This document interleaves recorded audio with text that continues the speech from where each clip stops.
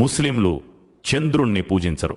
కొన్ని ముస్లిం దేశాల జెండాల్లో చంద్రుడు కనిపిస్తుందని చూసి ముస్లింలు చంద్రుణ్ణి పూజిస్తారు అని కొందరు అనుకుంటారు. కానీ ఇది ఒక అపోహ మాత్రమే. ఇస్లాంలో ఏ అధికారిక చిహ్నం లేదు, ఏ ధార్మిక ఎంబ్లెం లేదు. హిలాల్ చంద్రకోస గుర్తు ఇస్లాం ప్రవేశపెట్టింది కాదు.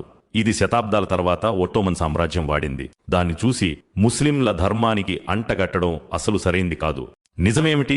ఖురాన్ చెబుతుంది, అల్లాహ్ స్వయంగా చెబుతున్నాడు, రేయింబవళ్ళు సూర్యచంద్రులు కూడా ఆయన శక్తి సూచనలలోనివే. మీరు సూర్యునికి గాని చంద్రునికి గాని సాష్టాంగ ప్రణామం సద్దా చేయకండి. నిజంగా మీరు అల్లాహ్ దాస్యం చేసేవారే అయితే వీటన్నింటినీ సృష్టించిన అల్లాహ్ ముందు సాష్టాంగపడండి.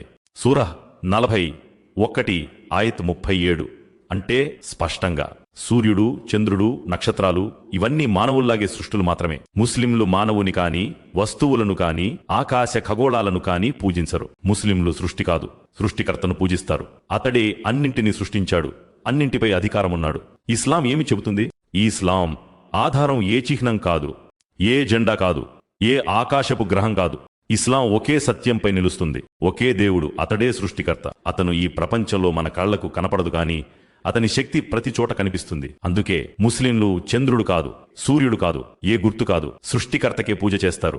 సంకేతాలను సృష్టించేవాణ్ణి మనం ఆరాధిస్తాము. ఆయన స్వయంగా సంకేతంగా మారడు.